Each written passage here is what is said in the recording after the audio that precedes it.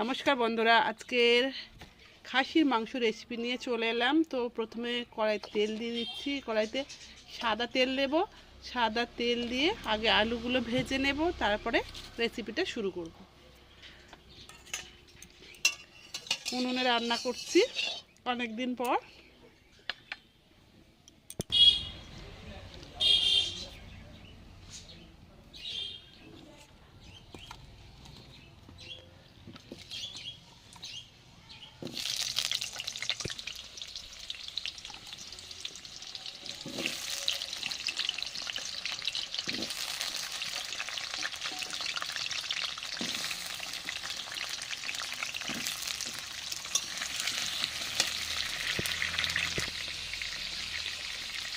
একটু হলুদ দিয়ে দেব,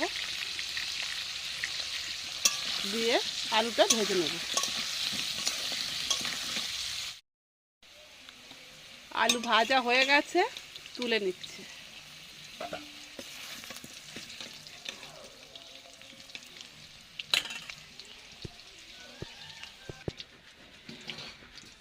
ওই তেলের মধ্যে দুটো লঙ্কা দিয়ে দিলাম, দুটো তেজপাতা আর 5 ফোড়ন।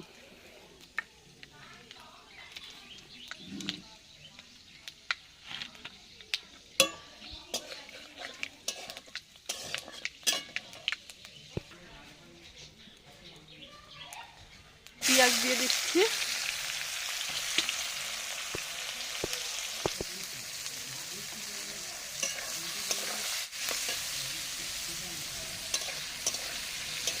পেঁয়াজগুলো ভালো করে কষিয়ে নিচ্ছি।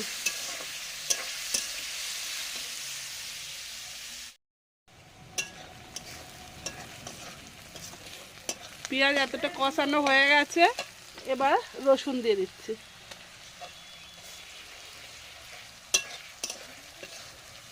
রসুন দিয়ে আরও খানিকটা কষিয়ে নেব। এবার দিয়ে দিচ্ছি আদা পেস্ট। আদা পেস্টটা দিয়ে দিলাম।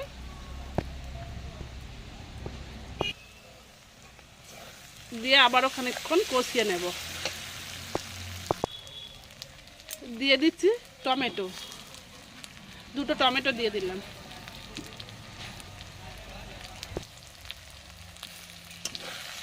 দিয়ে কিছুক্ষণ কষাবো। দিয়ে দিচ্ছি গুঁড়ো হলুদ। গুঁড়ো হলুদ দিলাম 1 চামচ। আর এর মধ্যে শুকনো লঙ্কা, জিরে আর ধনের পেস্ট আছে, এটাও দিয়ে দিলাম।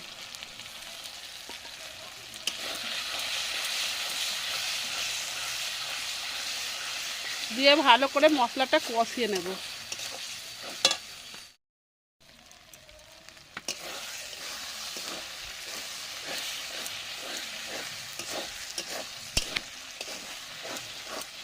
মশলাটা ভালো করে কষানোর জন্য একটু জল দিয়ে দিচ্ছি।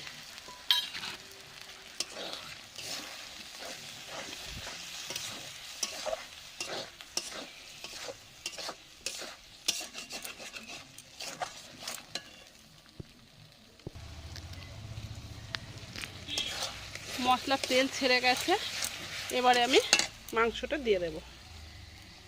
এটা হচ্ছে খাসির মাংস, দিয়ে দিলাম।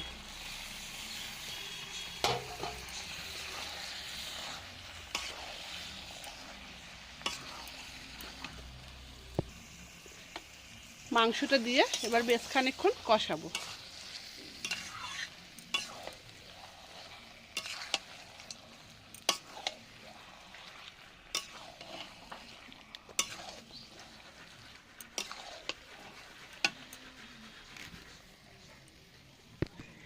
এদিকে ভাত হচ্ছে আর একটা উনুনে,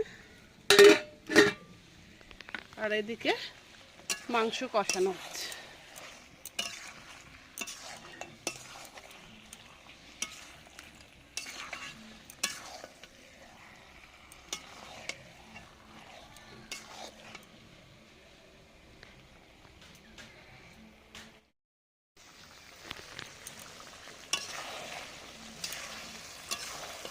বেশ কিছুক্ষণ ধরে কষাচ্ছি, যতক্ষণ না তেল ছাড়ে ততক্ষণ কষিয়ে যাব।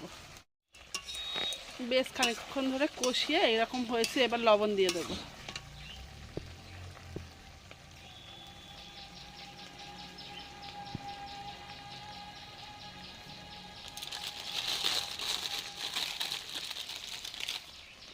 এবার স্বাদ মতো লবণ দিয়ে দিচ্ছি।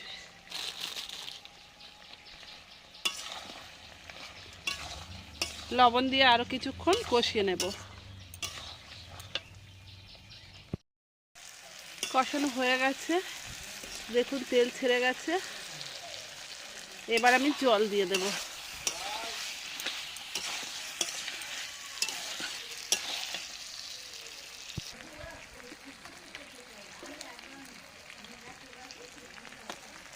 জল দিয়ে দিলাম।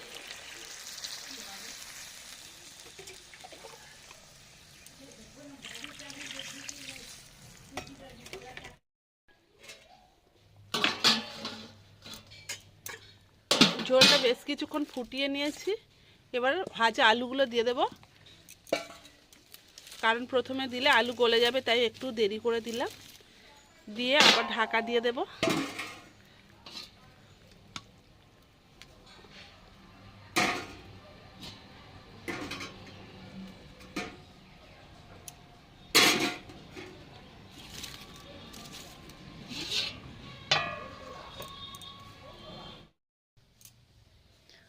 বন্ধুরা, বসিয়ে রেখেছিলাম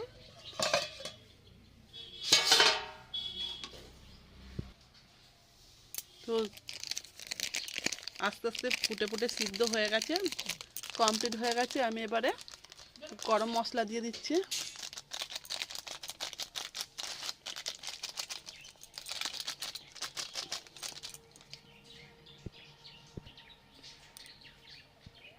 রান্নাটা কমপ্লিট হয়ে গেছে, এবার ঢেলে নিয়ে সার্ভ করে দেব।